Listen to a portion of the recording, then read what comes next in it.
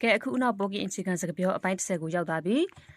ပထမဦးဆုံးအနေနဲ့နင်လက်ဆေးလိုက်အနောက်ပိုကင်လိုကတူဝနှစ်စုတူဝဆေးပါနှစ်စုနှစ်ရက်လက်နင်သွားတိုက်ပါထုတ်နှစ်သွားတိုက်သည်ထုတ်နှစ်သွားနှစ်ရက်သွားနင်မျက်နှာတစ်ပါအန်ဖလာနမေအန်ဖလာတစ်ပါနမေတင်းရဲ့မျက်နှာရေတောက်ပါအောက်ထီအောက်တောက်သည်ထီရေအောက်ထီထမင်းစားပါအန်မင်းအန်စားသည်မင်းထမင်းအန်မင်း